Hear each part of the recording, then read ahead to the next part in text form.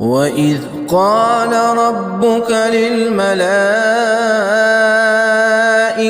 إني جاعل في الأرض خليفة قالوا أتجعل فيها من يفسد فيها ويسفك الدماء ونحن نسبح بحمدك ونقدس لك قال إني أعلم ما لا تعلمون وعلم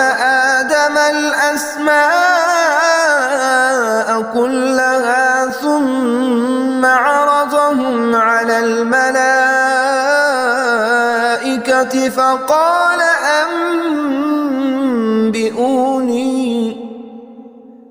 فقال أنبئوني بأسماء هؤلاء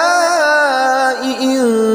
كنتم صادقين قالوا سبحانك لا علم لنا إلا ما علمتنا إنك أنت العليم الحكيم قال يا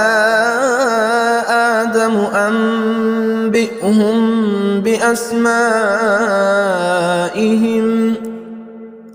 فلما أنبأهم بأسمائهم قال ألم أقل لكم إني أعلم غيب السماوات والأرض وأعلم ما تبدون وما كنتم تكتمون وإذ قلنا للملائكة اسجدوا لآدم فسجدوا إلا إبليس أبى واستكبر وكان من الكافرين وقلنا يا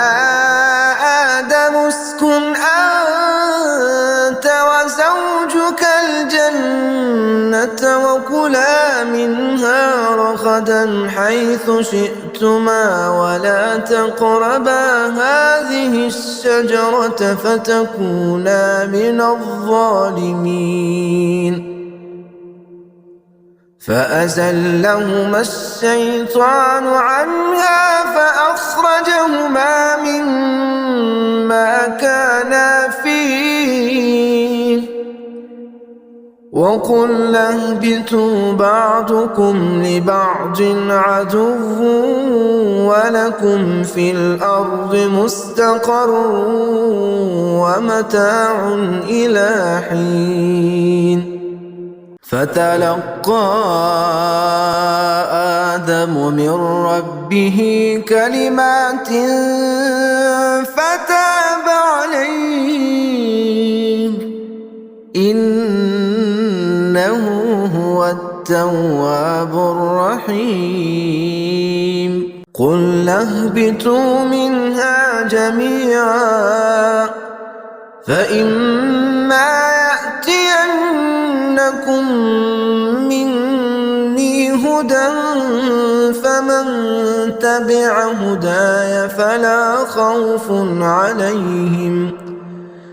فلا خوف عليهم ولا هم يحزنون